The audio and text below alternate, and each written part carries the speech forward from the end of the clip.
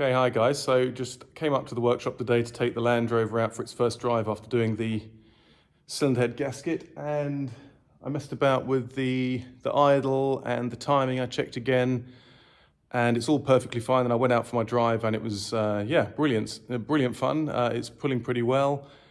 I'm sure I've got some adjustments still to do on the carburetor, but it's running quite well. But what I did find, and I'll just turn the camera around, when I was just going around the car, I saw some leakage on the back of this tyre here, on the inside of the tyre, and I presumed it was oil. And actually, sure enough, when I went to tighten these flange bolts here, they were actually quite loose, and I can't imagine that I didn't tighten them up. So the last time I did that work on the hubs. But anyway, I tightened them up. I actually tightened them up to 55 Newton meters. But then I thought I'd better just take the hub off, or at least the brake drum, just to see what's going on in there, because the brakes weren't too good when I was going. And sure enough, there's a lot of fluid in here, which again I thought was oil. And I was sort of poking around and then saw, but it's brake fluid. So there's obviously, yeah, look at that, that's seeping out in there, look. So that is a, yeah, I mean, it's probably the rubber seals in there have gone, so I'm going to have to get another brake cylinder. Yeah, it's there's always something. There's always something. So that's the next job. Okay, morning guys. Welcome back to the channel and another lovely Saturday morning. It's actually getting a bit colder now, beginning of September. Can feel it on the ride up to work in the mornings.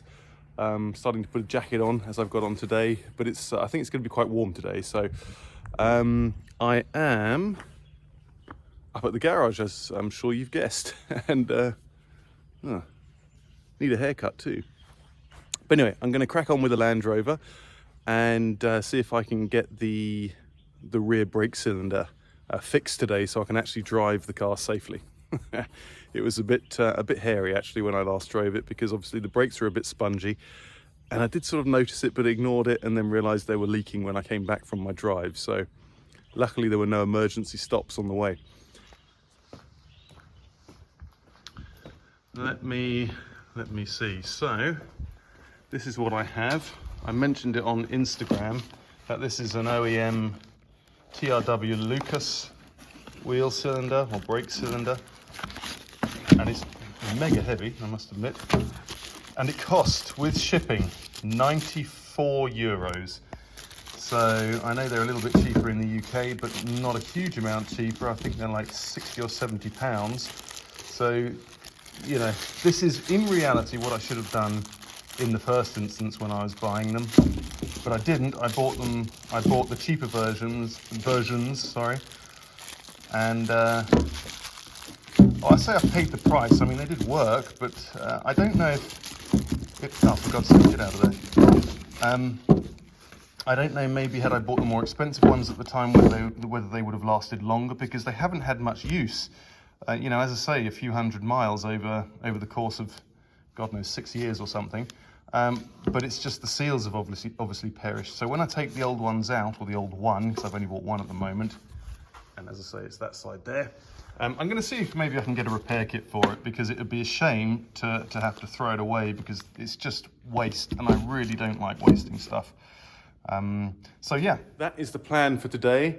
I did actually have my AA sign, which I got from my mum's house earlier in the year, and I was thinking about putting it on the front, but I'm in two minds really. I know lots of people do it. Obviously, I'm not a member of the AA, but it would be sort of in keeping with the Land Rover, because I think it comes from a similar era. I think about 10 years earlier actually than the car. I think it's sort of late 60s, early 70s, the one I've got. But I sort of decided against it because I don't know if I want that look. I think I'm just going to leave it like this at the moment. So yeah, I'm going to see if I'm going to take the car outside, because it really is a beautiful day out there. I've got to move that piece of wood that's been put in front of my garage so nobody actually parks there.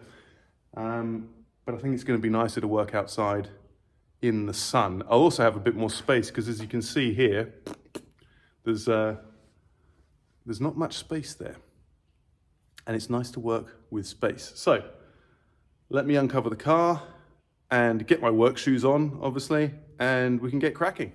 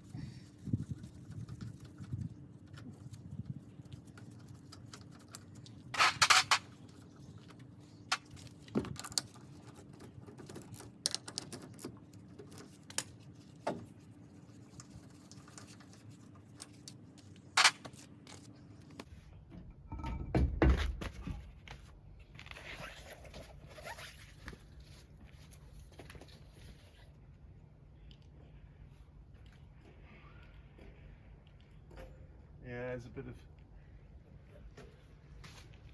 bit of seepage there. Okay, I'm going to take off the brake drum.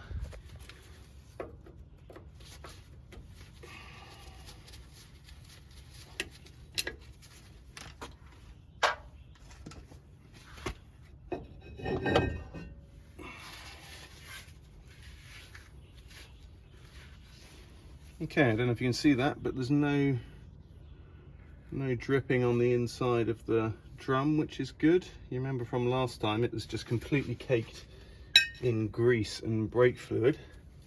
I can still see some grease down in there, which I'll have to clean up, and I'm really ideally going to have to check the end float on the hub nuts in there, and I haven't got that meter which checks the end float. I definitely need to have one for this car. Always puts me to shame when you know, I see people like Steam Wally working on their vehicles with all the right tools, but I guess that's the reality of being a beginner or a hobby mechanic, is that you don't always have all the right tools. But I'm getting there. Maybe I'll buy one of those meters. If any of you actually got a good tip, maybe Phil, you can give me a tip of where to get a good one. That would be quite useful. Okay, so this is the culprit. This is the leaking brake cylinder. So I wonder if there's a way of doing this which, you know, makes it a bit easier. I think I'm going to put some WD-40 on the back there. I also saw that these brake lines are starting to corrode a little bit at the top. So what I'm going to do is I'm going to put some, I don't know, maybe some wax on there or something, or some graphite grease or something along those lines, just to stave off the corrosion. Okay, let's get this wheel cylinder off. Okay, like I've said before on this channel, a man's best friend, or a person's best friend, is a 1/2 and 7/16 spanner or ring spanner on this Land Rover, because it fits basically everything, which is very cool and very useful. But I'm just gonna, let me think. Actually, what I'm going to do first is I'm going to loosen off these nuts just to crack them open. Absolutely fine. Cool. I put these on in 2016, I think. It was an awful long time ago, but as I said, not much mileage. And I think I've got the right spanner or ring spanner for that, which I have to go and get. Okay, found it, and I have a slightly modified by my father, an 11mm ring spanner, which as you can see has been cut through there. And yeah, it's one of the tools that I sort of stole from his toolbox a while ago. Let me think, undoing is that way. Oh yes, you beauty. Nice. Now then, I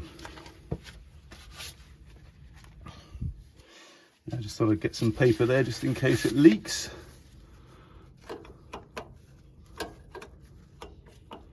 Or maybe what I'll do, more cleverer, is to undo these completely so that I'm not faffing about if it does leak. I can literally just pull it out. I guess I should get the other one as well. Put those there.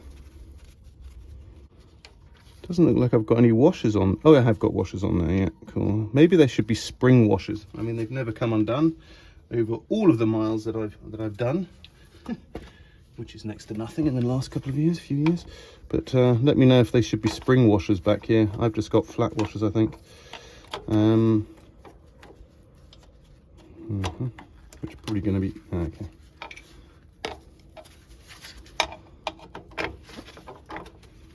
Yeah, just flat washers. Okay, they're off. Let's do this. Let's get the other one ready.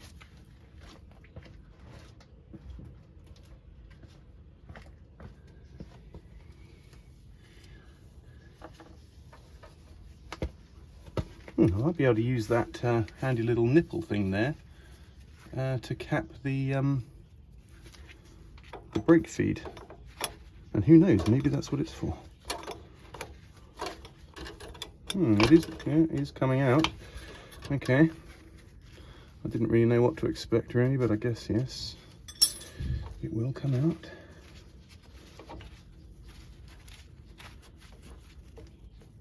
Is that? Oh.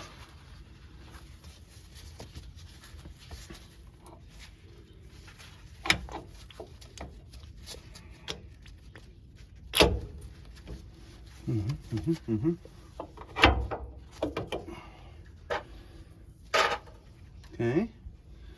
Okay.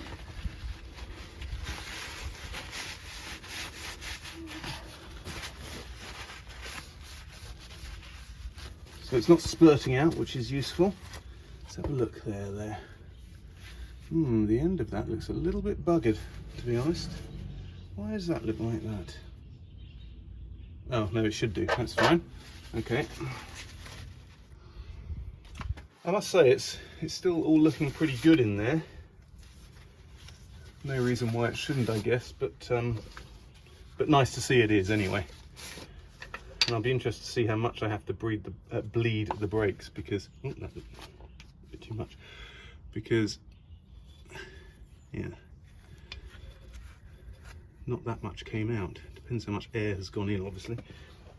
Let's have a look around the back here. Very nice. Yeah, obviously makes a massive difference if you lubricate the joints, which I did when I was putting all this together. I'm also doing that with the Porsche, because it's the biggest issue I found on that car specifically, that no lubrication on the fixings means a lot of broken bolts and a lot of painful drilling. So I'm going to get, you can see I put some PTFE tape on there actually, back in the day. Very forward thinking of me. And I'm going to do that again, most definitely.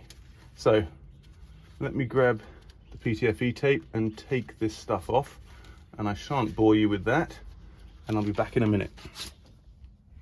Okay, so I have got that sort of cleaned up here. Took quite a while actually. It's always the small menial things that take ages.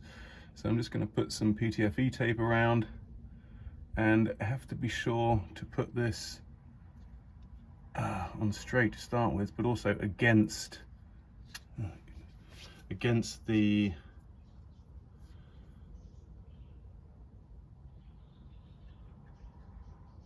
thread. I'm not going to put too much on, to be honest. Whoops, something at least, but a little bit. And what else I'm going to do is just put a tiny, now this might look a bit anal to some of you guys, but I'm just going to put a tiny bit of copper grease around here, because that's where the water goes, and I don't want it, I'm just been stung so badly by the Porsche, you know, with bolts and stuff rusting and corroding into aluminium, that just put a little bit in there. Probably doesn't need it, but better safe than sorry. So what I'm going to do first is compare and contrast. So make 100% sure. Yes, lovely, good. Okay, so they're all fine. I'm going to put a little bit of copperies around here, and when I say around here, I mean around here, just so it keeps the water out. Might as well.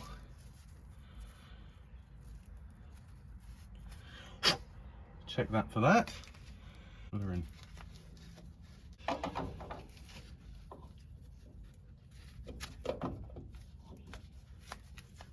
Wait now.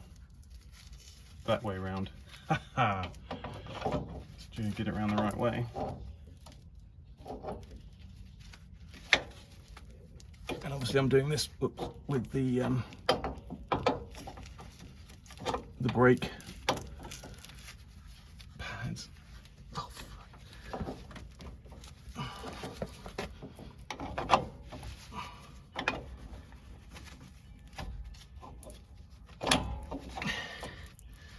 lovely.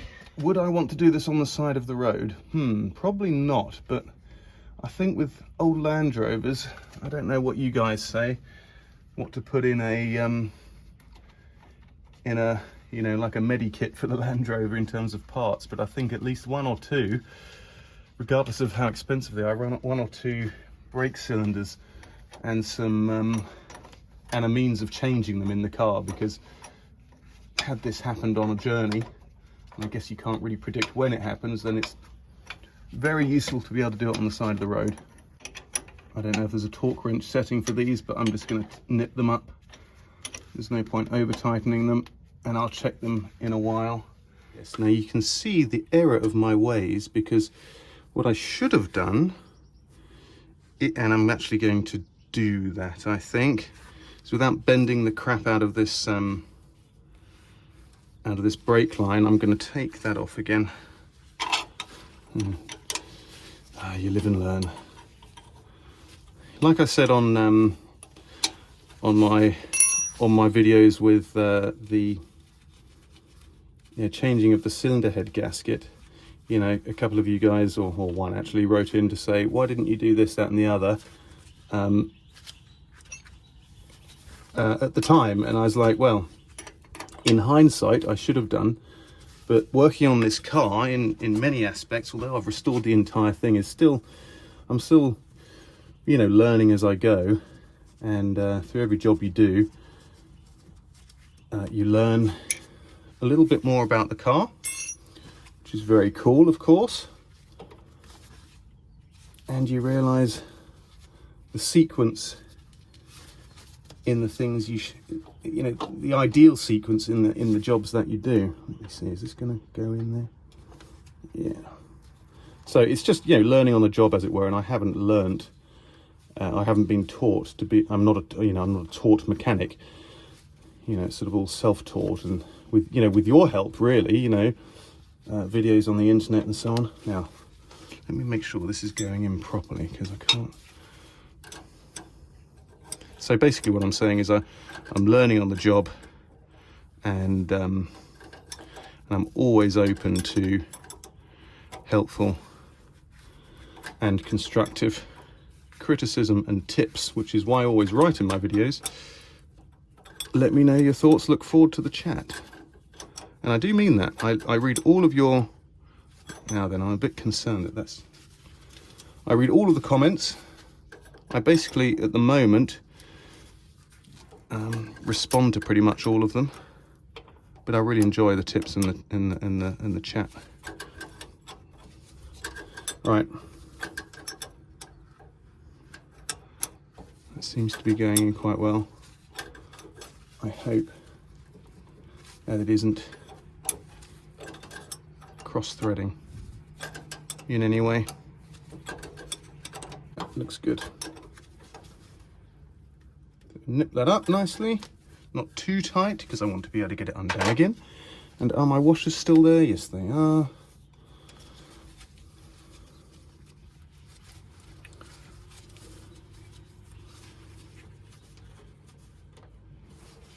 And I seem to remember these bolts are the original ones. I took off the original Girling cylinders. So I never threw those away. So they're still at home in the UK at my mum's house in my old workshop, which you'll all remember. So at some point I'm probably going to get them if there's ever another project, or if I might need them for this car, and see if I can refurbish them. Because that would be really cool.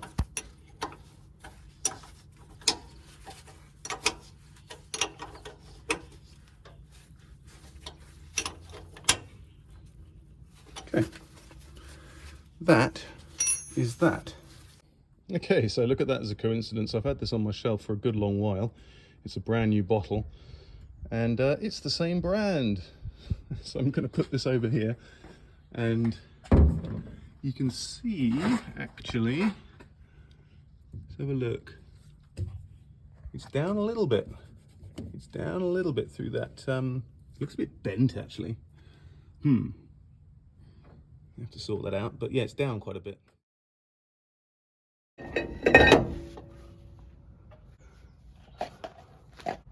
Einfach so ein bisschen pumpen. Ich weiß nicht, ob da was ist. Ja, beide so.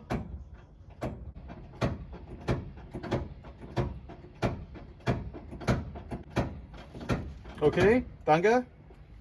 Vielen Dank, perfektes Timing. Sehr gerne. Ja. Also ein schönes Wochenende auch. Danke. Jo, tschüss. Okay, so you might have just guessed that I actually found somebody walking past who was willing to pump the brakes for me. So thanks for your suggestions via Instagram. They were really good ones, and I'm sure I'll use them in the future. But as I say, just as I got a couple of suggestions through, someone came past, so that was the easier way. But I'm pretty confident there's no air in the system now. So I'm going to put it all back together and go for a drive and see if the brakes work.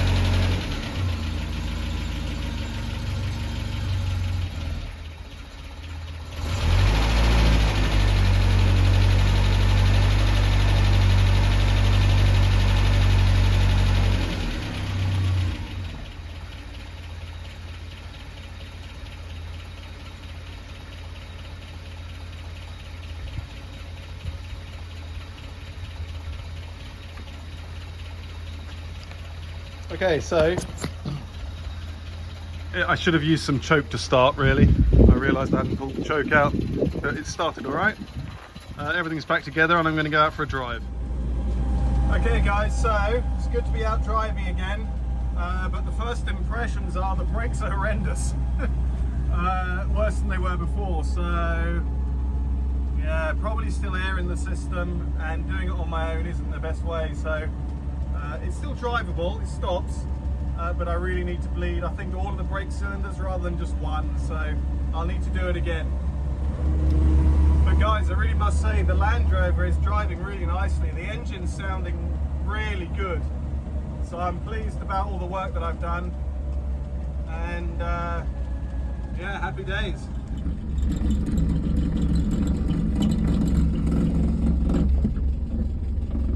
So that is a rattle I have to sort out, because that is annoying. It's interesting actually, on the Safari roof, these bolts also with the rubber grommets, they rattle like hell. Not rattle, they squeak. So there are fors and against for that Safari roof, I can tell you that.